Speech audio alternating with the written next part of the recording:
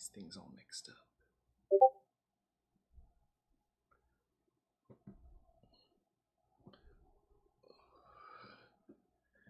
There we go.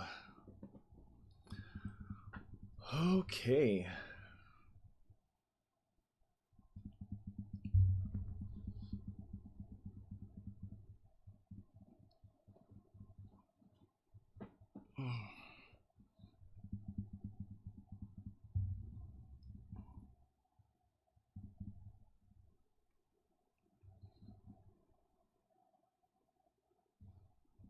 Hey Kai, how's it going? What are you up to?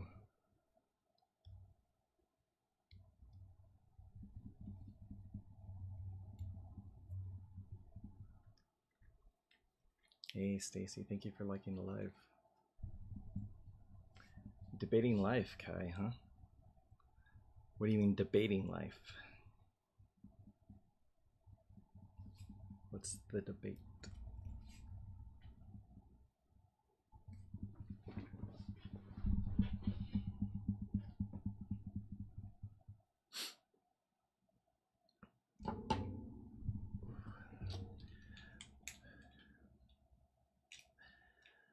Oh man, I got a lot of cleaning done today, but I didn't mow the lawn. I'll do that in the morning.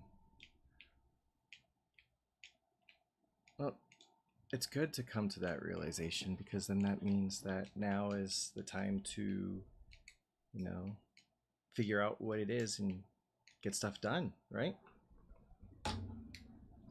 Hey PJ, how's it going?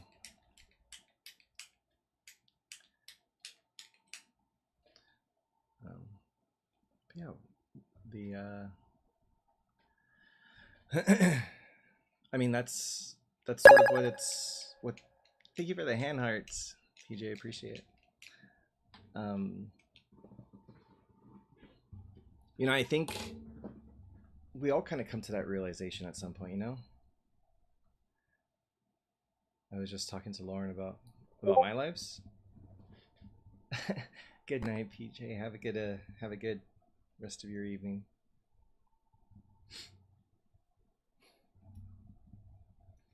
Good morning, Art Venture. How are you? I didn't realize my microphone was so far away. Sorry, otherwise I wouldn't have talked so quietly.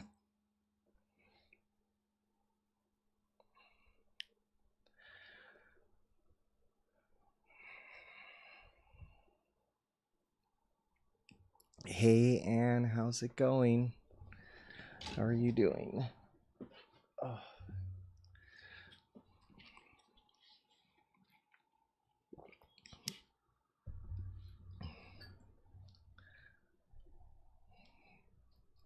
Yeah, so how is everyone doing today? But Kai, what were you talking about specifically about the lives? Good, Anne. Glad to hear. Thank you for liking the live. Ooh.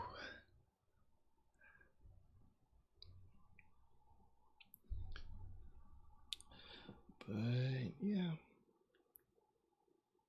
Ooh. Oh man.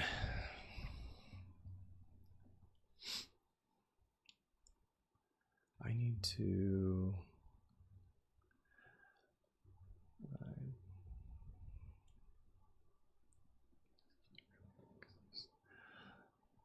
Oh. I didn't know that you were sad because you missed it. I would have gotten on. If I knew you needed something. I've just been hanging around cleaning. What's you're here now. We're all here now. So yeah. The floor is yours.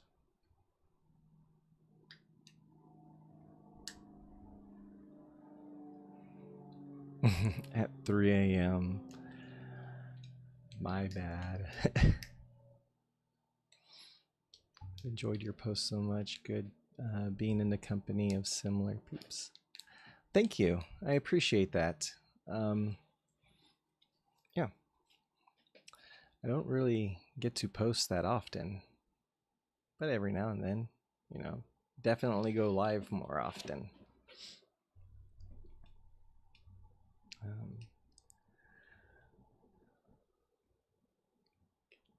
Don't need to see that.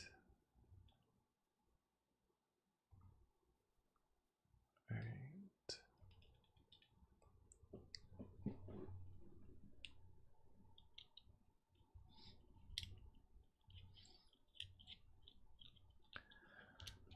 Ugh.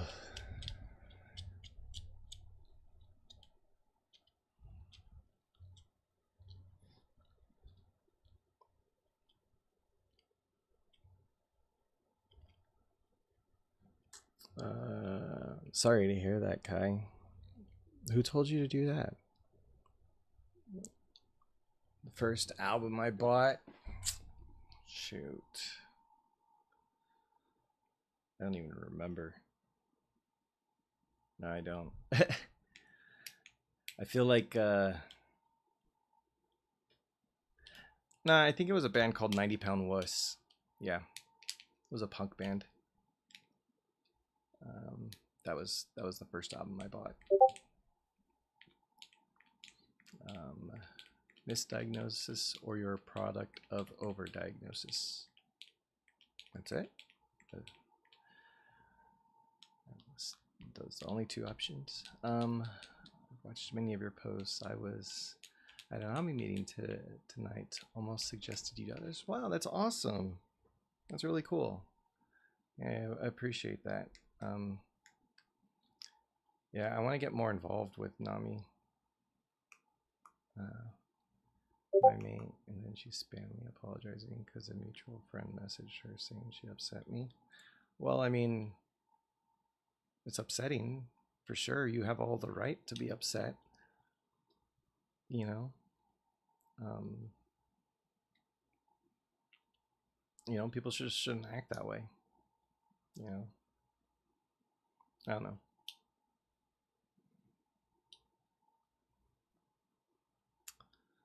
So, how did you approach it then? When she came back apologizing?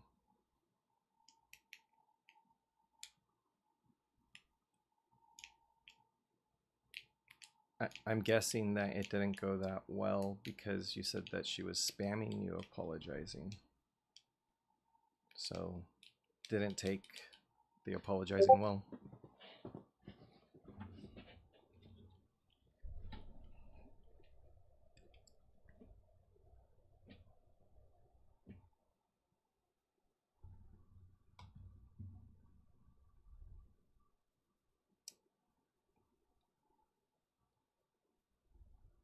There we go.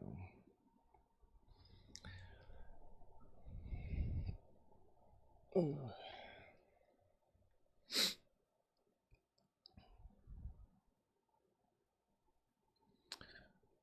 But yeah, I don't know. I mean,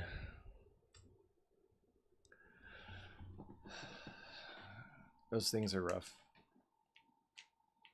And especially like, friends are a very, very important part of your life, this part of your life, right? Yeah.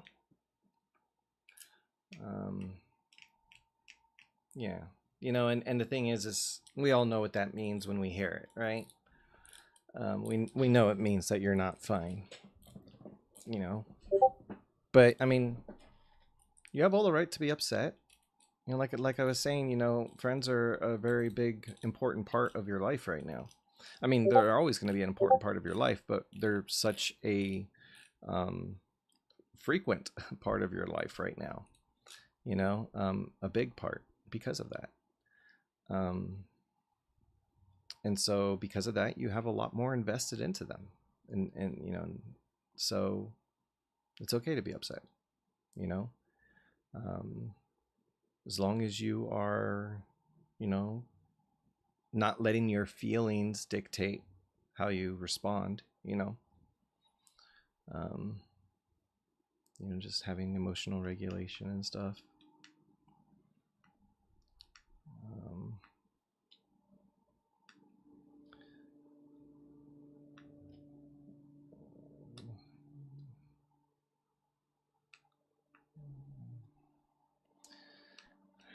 Yeah, I mean, do you feel like this is something that has to do with mental health? Like, do you feel like it's something that, um, that like grace needs to be given? Like, do you feel like it flows in line with that, or do you think it was like out of anger, or you know, for whatever reason?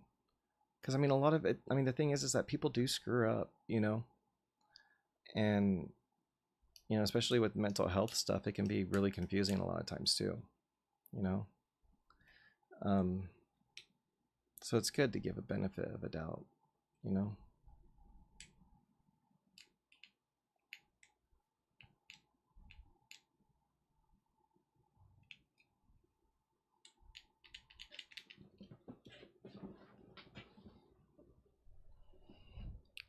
I don't know anymore because she's usually a really sweet person, but she can be like that as well. Yeah, I mean, that's a, that's a trait that a lot of people have, though. You know, that they can be very, very sweet to someone, and you know, not be, you know. And I think we all know how to be sweet to someone and how to be mean to someone. We are capable of doing all of those, you know, to the same person. Um, and I think at a certain point, it's like, you know, what of this is mental health and what of this is just the choice, you know, or a red flag, you know, because you also, you know, I don't know. It's hard. It's hard.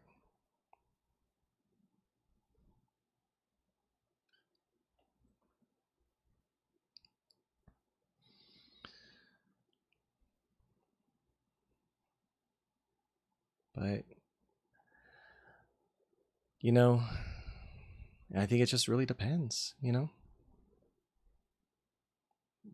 Yeah. I mean, I could definitely hear the positives, you know, and I think the thing is that it's not necessarily about a negatives versus positives thing. And I think that's where people get a lot of it wrong, because a lot of it also has to do with your values, you know, and your self respect. Um, and so just because there's a lot of positives doesn't mean that you have to give up certain inherent things, you know? Oh, positives, different subjects? Okay, yeah, sure. Let's go for it. Let's hear some positive things.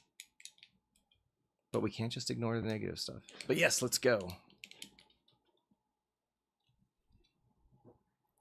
Um, but yeah, you're right, and living is a challenge. You know? You drank more than usual today? Water? Water?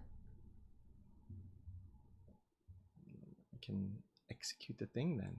Bam. Look at that.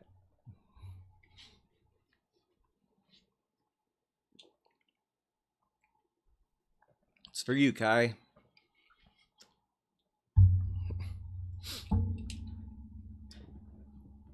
Um, but no, that's good. That's good. Have you noticed any difference?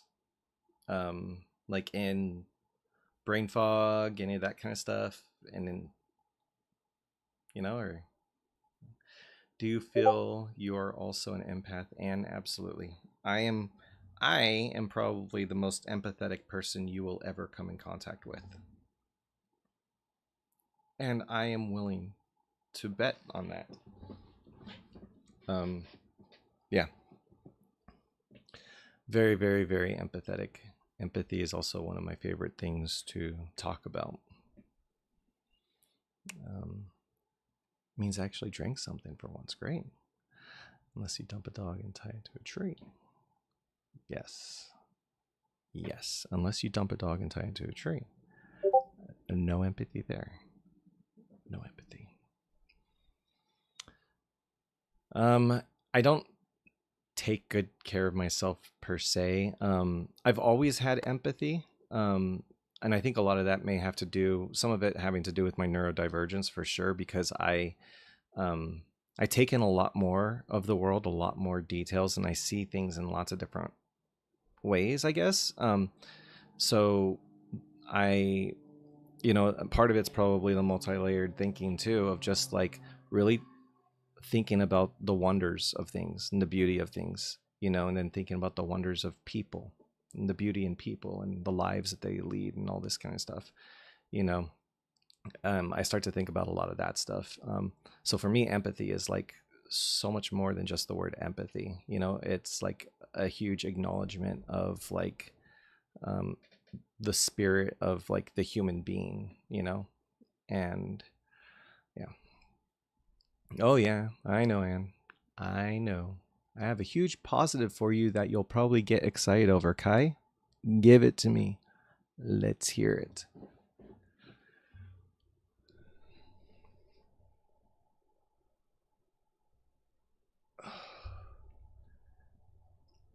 But yeah, um, here's the thing about being empathetic, though. Um, it's one of the things that I learned in the program that I was in, that I'm going back to next week. Is that you got to remember to empathize with yourself too, and to leave some empathy for yourself. Um, you ate 2 meals today, even though you didn't want to. Kai, that's better than me. I haven't even eaten today, and it's 7:17 p.m. So you are running laps, Kai. You are running laps. Congratulations. I am proud of you. I'm very, very, very proud of you. Self-preservation. What am I having for dinner? I don't know. Today didn't really like go as planned, and so I didn't really have anything else kind of like planned, so I just came home and cleaned. And then yeah, just kind of like threw off my day, but that's okay. I'll eat something tonight. Just yeah.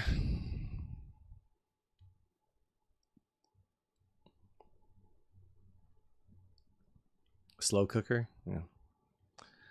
Does a typical meal look like? I don't know. I mean, like I'll eat a lot of protein. Um, so lots of meats. Um, I've been into barbecue lately. So like pulled pork and that kind of stuff. So making sandwiches, ribs, that kind of junk. But yeah, um, pastas sometimes. Um, been trying to do some like homemade mac and cheese as well. Yeah, I mean, I just kind of try whatever. Um, but it's kind of just whatever I feel like. But like many others, I don't really broaden my palate. I try to keep with the same stuff, and my kids like that too for them. So, you know, I thought I became an empath because of trauma, but I remember something that happened at 4 years. So perhaps I was born with this empathy. And see, that's the thing too, is that uh, I've experienced trauma as far back as I can remember. Okay. And empathy may very well have played a part in, or sorry, trauma may have played a part in um, the level of empathy that I have, or maybe the kind of empathy that I have.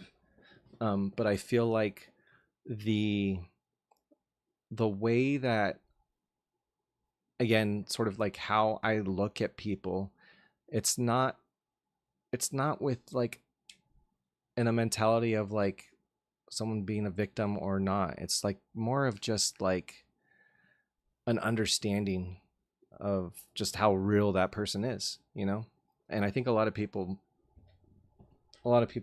else is like the background actor, right, in their life. And you don't really think about them when they're not around you, but I mean, these are all people with such dynamic lives and stories and history, and it's crazy. And you know, so I mean, I love that stuff. Yeah, I even sought to use empathy in the professional space, and I went to conferences talking about empathy. And I work in IT. Sonder, yes. Sonder is a good encapsulation of sort of what fuels a lot of my empathy, is just that understanding of Sonder. You know, it's wonderful. And the thing is I see people that way, but I see things that way. You know, there's a lot of beauty in the world. There's a lot of beauty in space. There's a lot of beauty all around us. You know, and a lot of things I think that we just kind of like take for granted.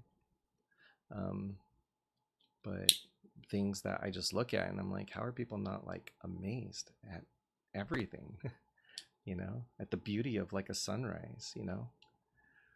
Same, I hit 31, went into burnout, thought I was losing my mind, but just ADHD autism. Yep, no big deal. Just, yeah, 31, and then all of a sudden, boom, ADHD autism, right?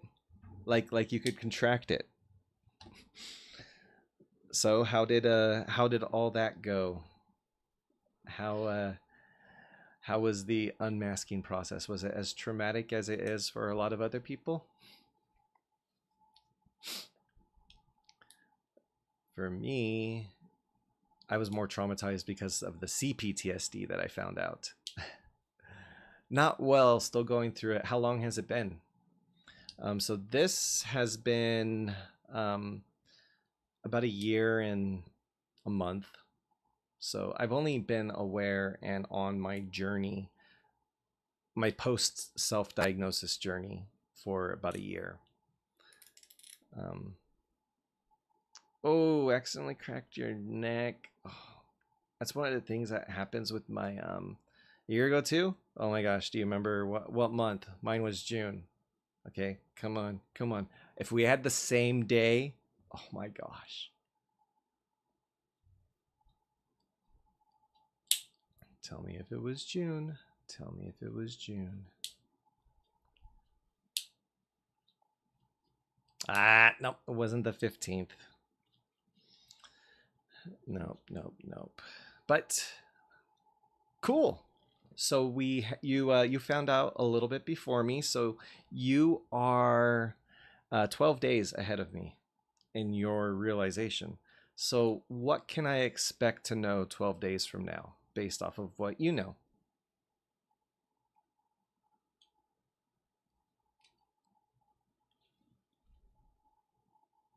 Tina, thank you for the follow.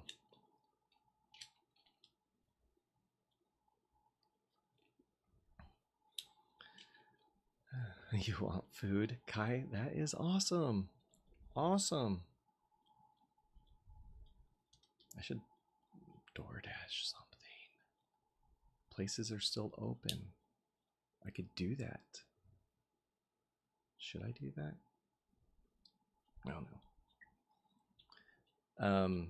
But yeah, so yeah, for me that night, so it was the 27th. There's no food in my house that's suitable for a time like we should enjoy ourselves. I know standards it's still losing, but yeah, I know.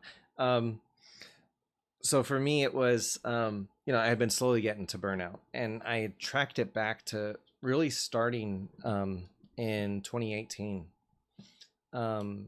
Because I was like laid off at a job that I had for like 12 years. When I got the job, I was single. When I got laid off, I was like married, kid, house, all that stuff. So a lot of stress. And I feel like I started to burn out there because I started working harder to work hard. And then I started getting like did you get any like GI issues or anything? Because that's like part of like what kind of happens as your body starts to shut down. You know, that can happen. So, and I had a small intestine bacteria overgrowth for a year. Like everyone's always posting. Yeah. And then yeah, and then one night, I discovered my CPTSD when I started. Well, I had a memory that was triggered after I did some kind of somatic test for focus, and then I remembered something my mom told me that was a lie. But I didn't know it was a lie, so I like texted my siblings. I'm like, "Hey, you guys remember this?" And they're like, "What are you talking about?" And then I realized it was a lie, and then after that, started overwhelming myself, and then nerve pain from my childhood that I had experienced triggered my PTSD because it felt just like the pain I experienced as a child. So then I had like a whole repressed memories thing happen for a couple hours. How many siblings do I have? I have 6 brothers and sisters. Um, and yeah, then the next morning I woke up and completely burnt out, executive function just gone, and ADHD and everything was just like released, unhinged, unleashed. And then, of course, like no coping mechanisms. Wait list for EMDR therapy, the eye movement thing. Yeah, EMDR. Eye movement. I forget the rest of it, but yeah. I've been doing EMDR. I'm on week 3 now.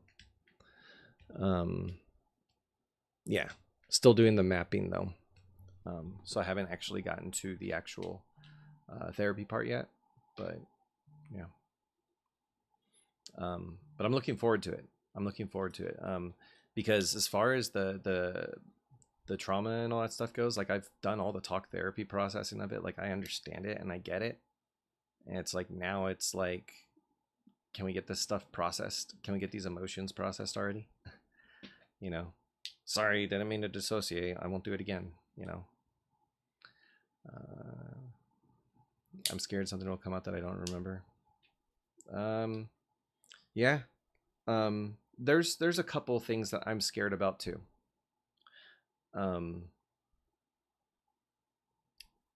But I've kind of had to accept that I would probably want to know.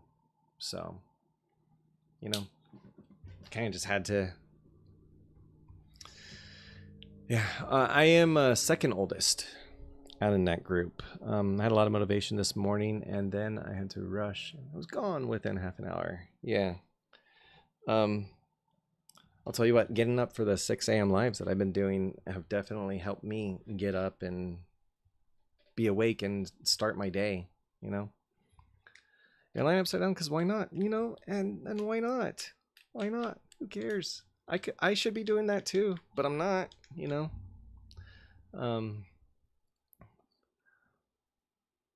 Did I have difficulty finding someone who did EMDR? No, I found somebody through my insurance company, because they have a lot of it's a virtual EMDR, and you can do it virtual. And so yeah, I found somebody online that'll do it. So it was, and there was like a lot of openings and everything too, so not much of a wait list. But yeah, I would have preferred to do it in person, but I'd much rather just get this stuff taken care of now,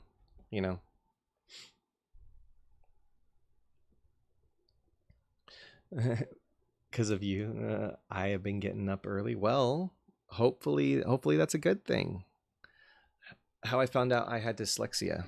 So I found out from somebody who is a dyslexia coach, who kind of told me that the thing I was doing was dyslexia.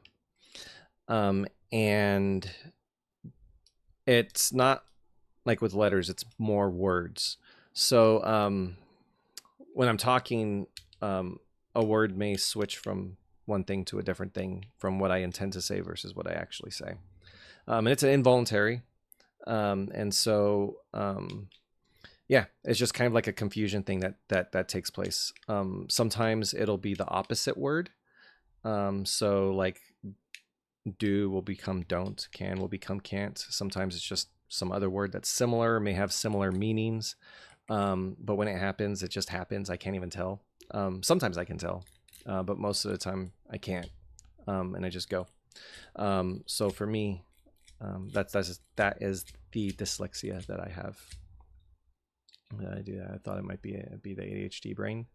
Yeah.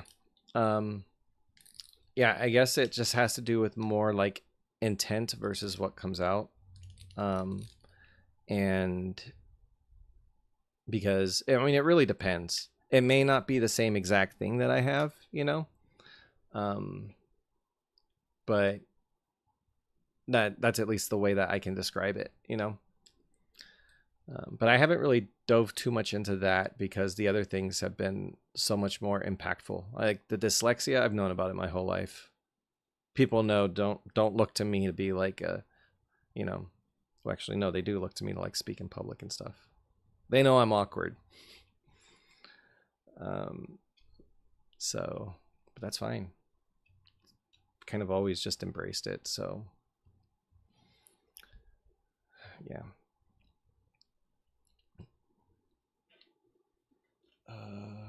Who thinks I'm going to be awake for when Tim goes live in the morning? Kai, let's see. I think you could. I mean, that's what, 10.5 hours from now?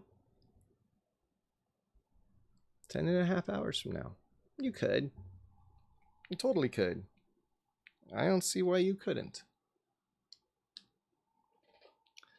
Me too. Entry. Tourette's.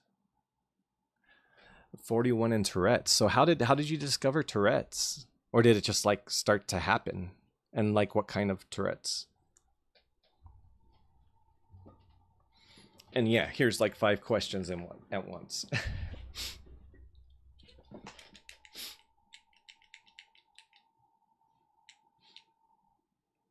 Can I ask how you think it changed your life for the better? Because I feel mine's got worse.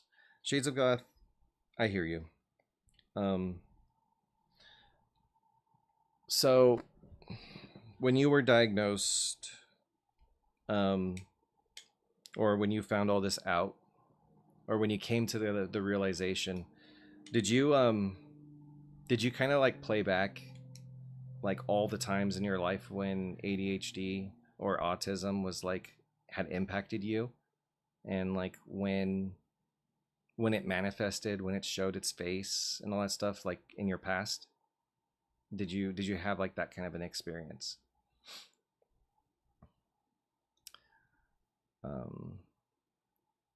Because I can explain more. I'm just more curious if you did. Because man, I would never wake up on time for anything. So I'm tired. Yeah, but you did good. You didn't. Okay, so that's one of the things that happened to me. So it does happen to some people who are late diagnosed. I don't know how though. Okay, but I just know it happens. But for me, basically when I was so confused by everything that was happening, and when I finally was, because it was also 4 things at once, right? Actually 5, because I had CPTSD and regular PTSD. And so it was really hard to peel back what was what, okay? But when I finally was able to peel back what specifically was ADHD, and I thought about it, and then I experienced it, and when I all of a sudden experienced being inattentive, and I was like, that's what it is.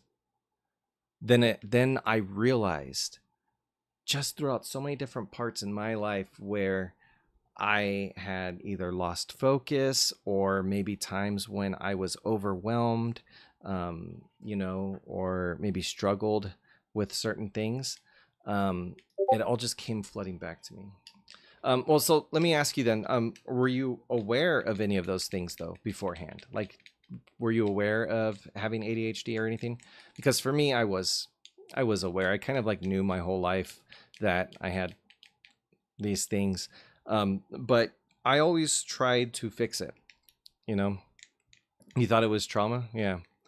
And see, that's the thing, is that trauma, you know, especially CPTSD, has that brain fog that kind of acts like ADHD.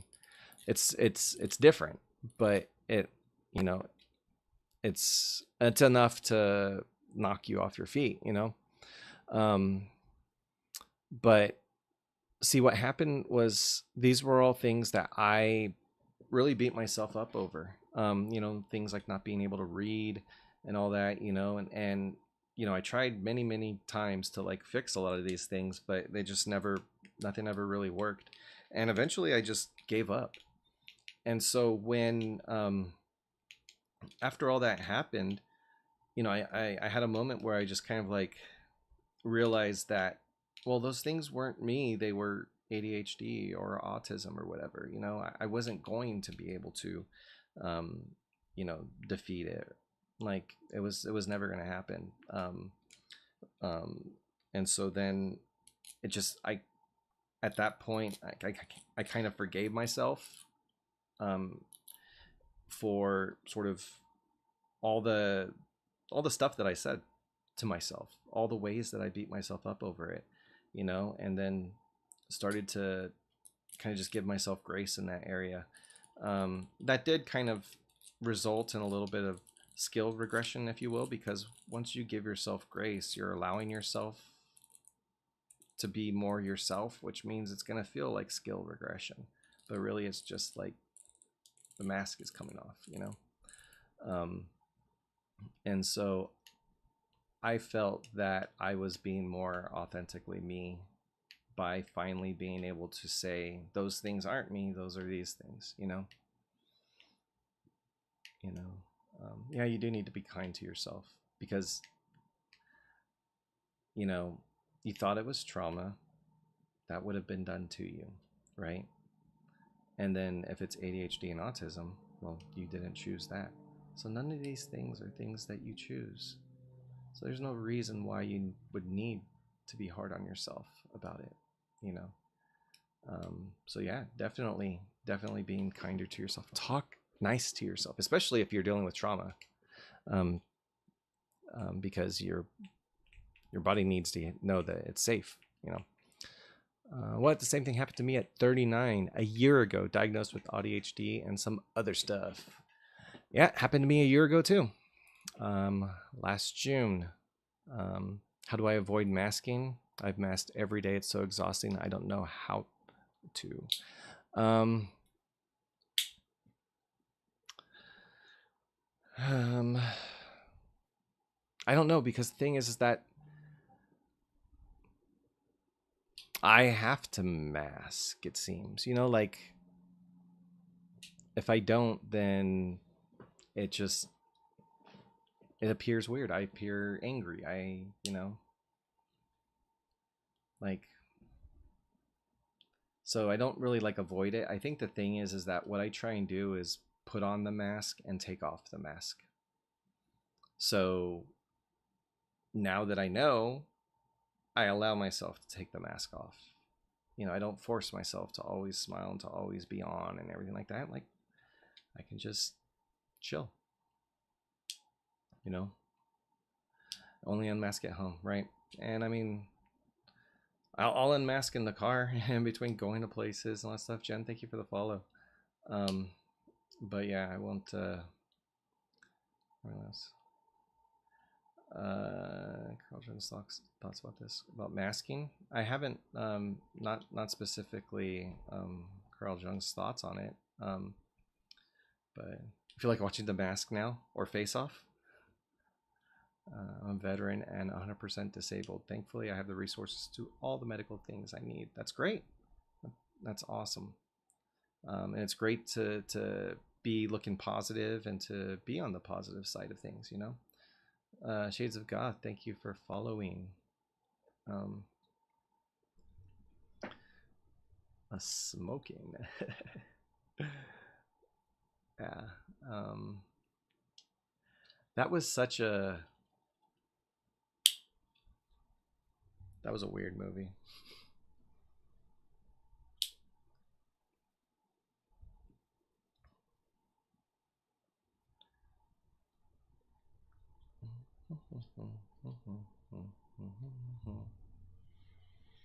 It's just hard to be yourself after masking all my life, one day at a time. If you look further, then it seems daunting. Yeah. Yeah, I mean, that's the thing, is that like, um, for me, it's more about just trying to live more authentically to myself, right? You know, understanding myself, um, and still when I go places, you know, I will still perform, you know, but that's just gonna be because that's what I do, you know. But I'll probably ease off on the performance a little bit more, you know, now that I know like it's intentional, you know. I do experience sensory sensitivity, and the way that I masked it for 40 years is pretty crazy. But I have sensory sensitivity of hearing, sight, taste, texture, touch. Um, but yeah, basically, as a child, I remember have like loud noises hurting, and it was listening to music loud, you know, headphones loud, that basically forced me to internalize um, the sensitivity of sound. Now, as far as touch, I've always been sensitive to touching certain touches, like cotton, that kind of stuff, tastes, all that kind of stuff. But as far as sound, I like drowned it out and internalized it.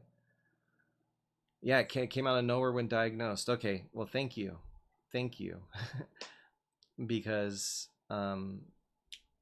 that's basically what happened. You know, but the thing was, I think it was also burnout, because part of executive functioning was internalizing that, and executive function was down. So I think once I realized it, it was hard to unrealize it. So do you feel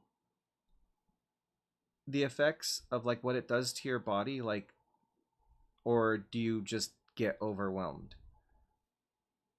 Because I do like a lot of somatic therapy, and so like I pay attention to a lot of the body cues and stuff. Your ears feel like they're bleeding. Okay. Yeah, for me, I feel like chills all over my whole body. Um, and it's very similar to being cold, except you're not cold. I'll just all of a sudden get like a rush of like, I need to warm up, I need to warm up, I need to warm up, I need to warm up, even though it's not cold. Just like all the air hurts. And again, it hurts. And so you think you're cold, but it's not. It's not being cold, it's pain. Um, but the way it manifests feels like it's cold, like you're getting cold. Um, so that's like some of the ways that it's happened for me. Um, Eyes and migraines, just get mad. Yeah, see, that's the thing, is like I feel like normally like getting mad would be my reaction, because I internalized it into my back, and so my back would just get tense. Of course my back gets tense and I hear noises. What am I gonna do? I'm gonna get annoyed, you know. So yeah, I mean, it's just kind of like the natural flow of things, you know.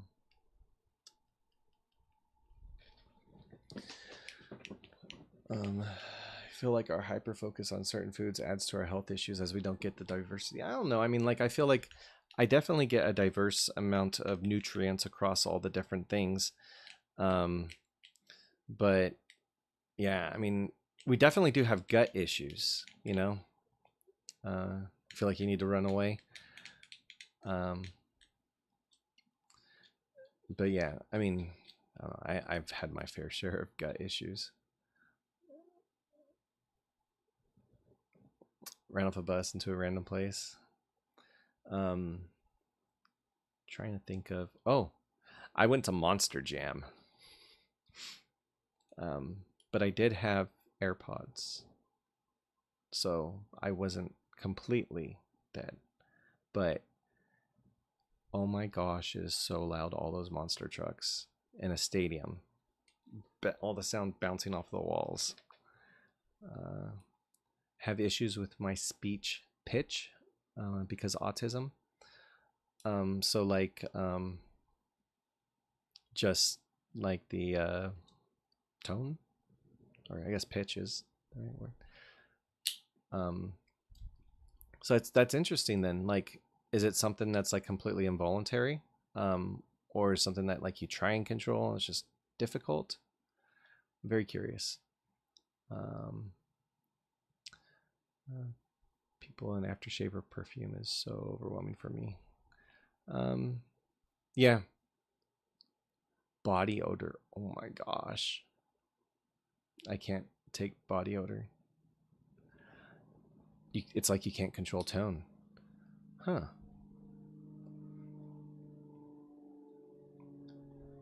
You know, it's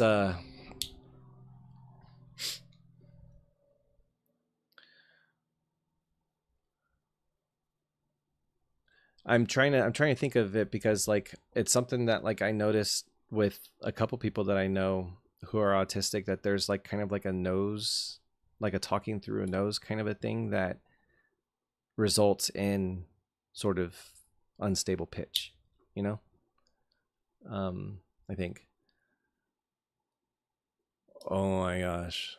The white fluorescent lights. Walmart. I actually got to go to Walmart. Crap. Maybe that's what I'll do when I go and get my dinner.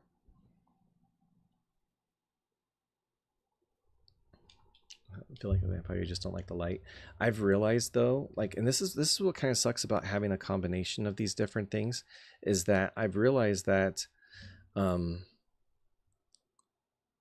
need more light. So I have light sensitivity, but like especially like at night and stuff, like because of my CPTSD, my amygdala is easily triggered. And so I easily get overwhelmed. I will have a fear response for nothing. Okay. But I've also internalized a lot of how I respond to fear. And so I realized like I need to have lights on like bright at night. Like I just need to be able to see everything, because like even a little like shadowy area will like spook me, you know?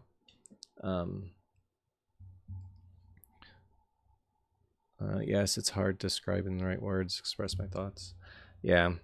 The big light? No, just the light.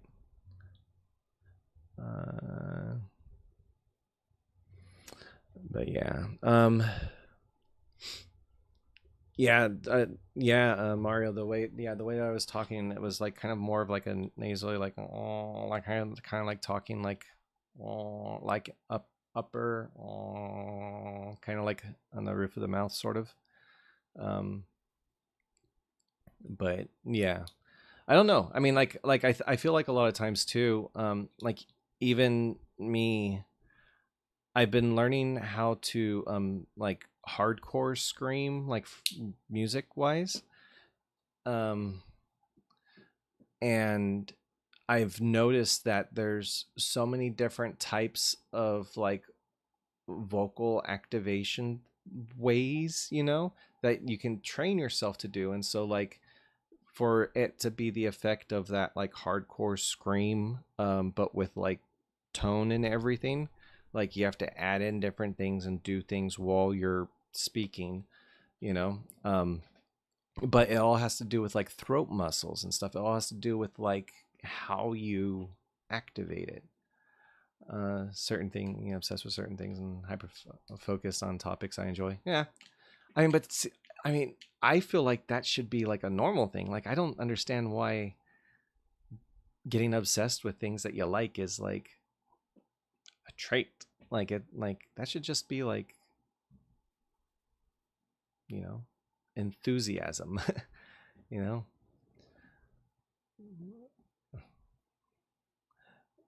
it's still in our head that our voice coming from there. Normal.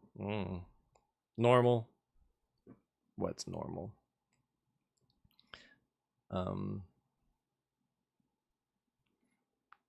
difference in my work performance in back screens and dark mode, astronomical. Yeah. See, that's one of the reasons why I really want to get the EMDR stuff done, because I'm really hoping that like it helps me with my amygdala, because even that will start to trigger overwhelm. So like the fear will start to trigger my nervous system, which will start to like get me overwhelmed, which then will lead to nerve pain, which then triggers my CPTSD. When, you know, it's like a whole thing. People at work used to call me Wednesday because no facial expression and monotone. I can't say what I used to be called at the work that I was at. Um,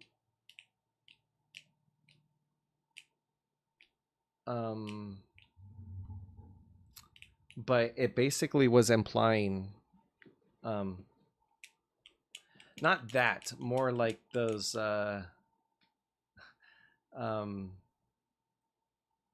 like the people who would like wear the hoods and like the shady glasses and stuff.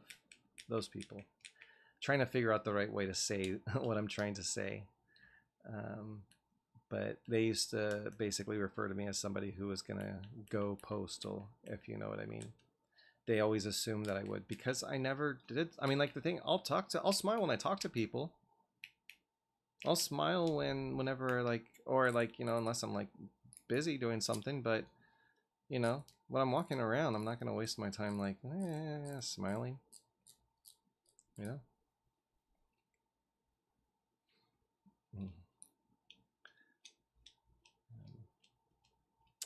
Not gonna lie, I'm gonna have to go to sleep soon. Well, Kai, go to sleep.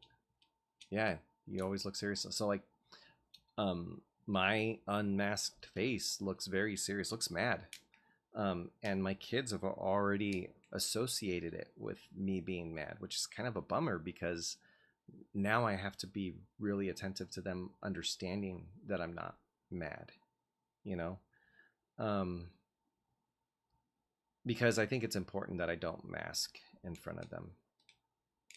You know, I try really hard to just be me. Not struggle per se, but at least be me, you know. Stare.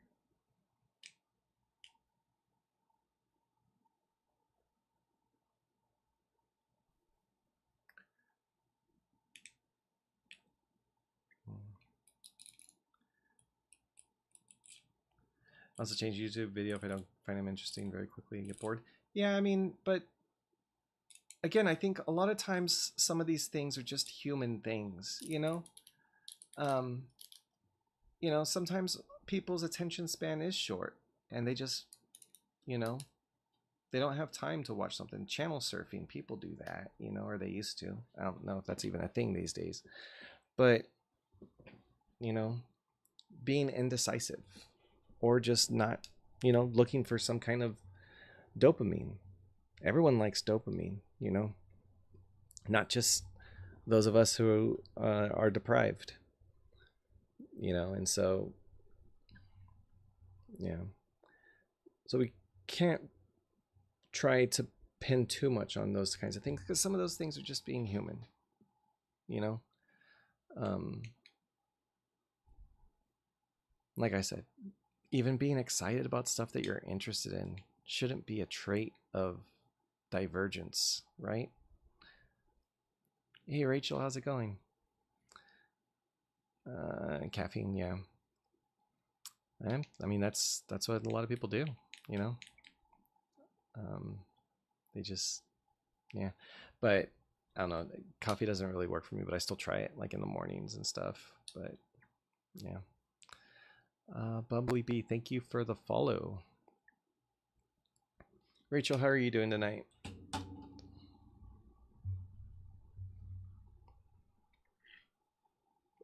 There's that too. Coffee makes me sleepy. Hiya, this happened to me too. Well, welcome in. That means the algorithm is working. When did it happen? I couldn't get out of bed for almost a year. It's been almost a year for me, and I am just now like taking time off of work. So I feel like I prolonged my recovery. I'm doing good, Rachel. Doing good. Let me see. It's better than, yeah. Well, it all depends, Mario, because like, have you tried any of the? I mean, can't really talk about it too much, but the stuff that's prescribed, because I know a lot of people get scared of that stuff. But I was able to kind of experience what it actually does and like how it changes things, and what it changes. to the point to where I'm not even really that concerned about it. It was 42 going on 43. I was in insurance sales, successful. One day I couldn't move. My brain wanted to. My body, it felt like a road trip walking to the mailbox. I forgot until just now how hard it was just to move my body. It was really hard. Yeah. It was the night before my 43rd birthday. So, yeah, basically same thing, but except I discovered the PTSD and all of this. Like things just came crashing at once. Like it was just insane how everything crashed at once. You know? It was like a bull in a china shop. For reals. You liking some Balta? Yeah. Yeah, caffeine can ruin your teeth. Well, at least coffee too, you know. Told about my experience with what happened, or I'll tell you whatever you want to hear. I'm an open book. User 72674513920044. Same. Welcome in. The day before my birthday. Okay, yeah. So and my birthday. Sure. Hey B, how's it going? So I mean, basically what happened was it was like the night where I started having repressed memories come back. And thank you for the heart me. Which I now realize was like nerve pain, and it was CPTSD because the nerve pain felt like the trauma. It was like, oh, association, you know. Good. How are you feeling? I forgot to ask today. B, how you're feeling. And good on you too for scaling back the lives. I think it's a good move.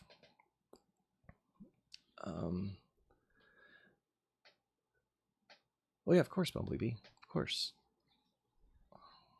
Oh, you had 8 hours of sleep? That's awesome. That's awesome. I did steal your trick though of going live early in the morning. Going live when I wake up, because it does get me out of bed. It's like 100% success rate. So gonna keep doing that for a while. Yeah, you're a genius.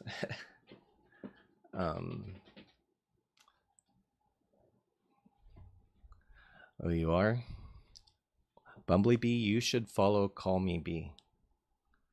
Okay, and that will be like the best follow that you will have in months. But she has BPD and she's a therapist. So that's right. It's always time to promote B. So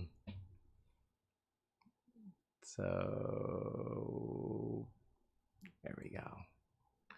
So the person pinned, all of you should follow her, but I'm sure most of you already are. But yeah. Yep. Bianca specializes in DBT therapy, which is an amazing type of therapy. I'm actually going back to it next week to an outpatient thing to get back in there. So pretty excited. Took my 3 things for today.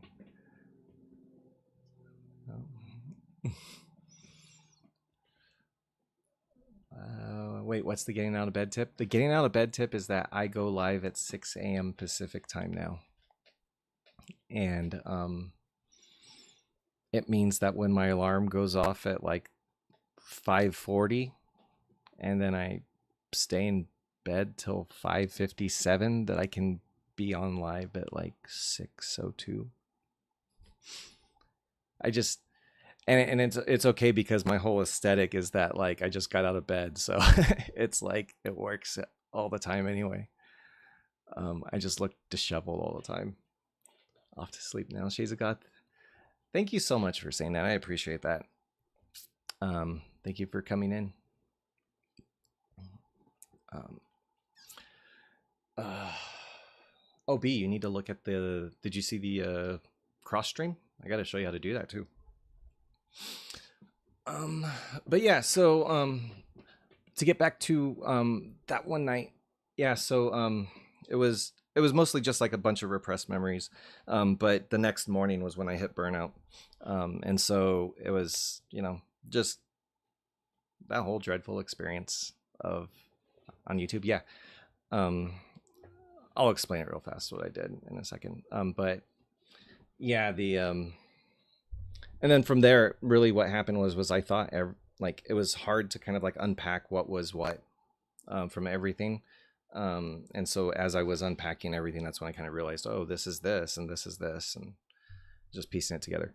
But B, so what I do is I use the OBS.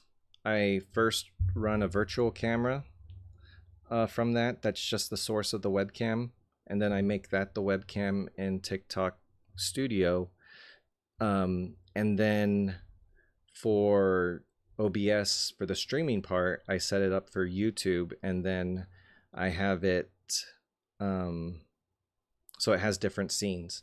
But then you see there, like I got like the chat over there and all that kind of stuff. And just trying to get all that stuff figured out. But it's a weird kind of flow, but it works. Yeah, so I don't know. I don't know if you'd want to have so many moving parts or not. But I got it to where it's only a couple clicks for me. So, well, here's the thing. If you want some time for like me to just configure it for you, I can like we can find a time I can remote into your computer and just configure it for you, because it wouldn't take too much. But yeah, just whenever you're like, all right, I'm ready to do it, just let me know. Nornas Mama, thank you for the follow. Hey brother, long time no talk. Summer has been really busy. Yes. Oh my goodness, it has been busy. Yeah, of course, B. We are talking about whatever we want to talk about. You thought about going live while working from home to keep your phone out of your hands? Well, you see, here's the thing. I've done body doubling while working from home, on live, and that works a lot of times too. Even just like I would have my phone like right here on my desk, and just doing whatever. So I mean, it is helpful sometimes,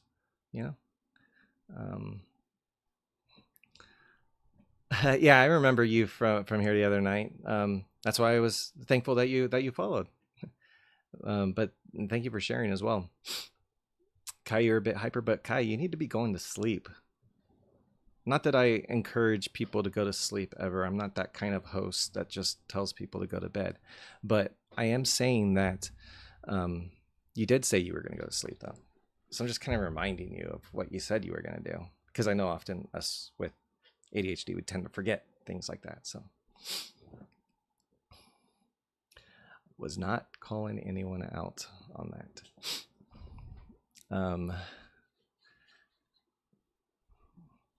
Oh, I'm so sorry to hear that, Aaron. That stuff's no joke. Had a couple people in my family who have had that stuff happen, so it sucks. I'm sorry to hear that. We'll definitely be thinking about them. So tough. That's okay. No, you know what, Kai? Stay up. Stay up. Yeah. There was it's rough. It's scary, but if you ever need a place to just vent, chill, whatever, you can come in here. So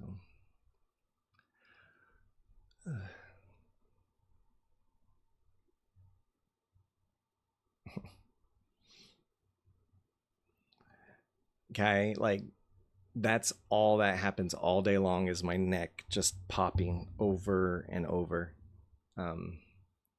Just like, yeah, just always.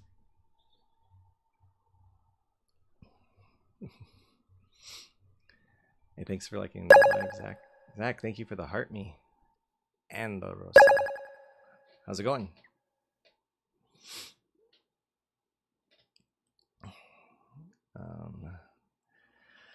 But yeah, I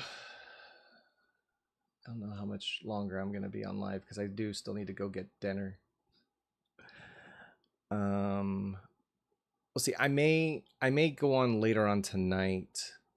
It's 8 o'clock right now, so I may go on like maybe in another like hour and a half, maybe 2 hours, maybe for a little bit.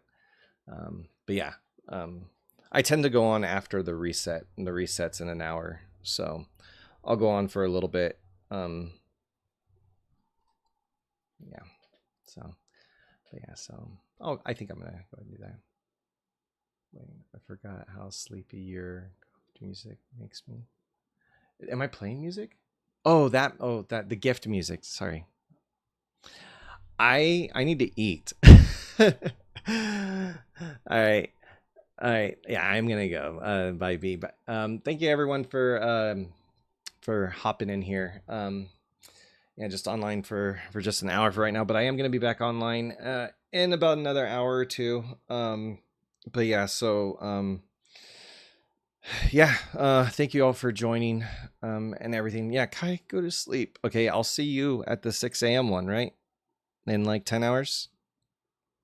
So, yeah. You need to spell. I need to read. Of course, yeah. But yeah, I'll be back online in a couple hours. So hopefully I'll see you guys then. And yeah, that's all for now. All right. Bye everyone.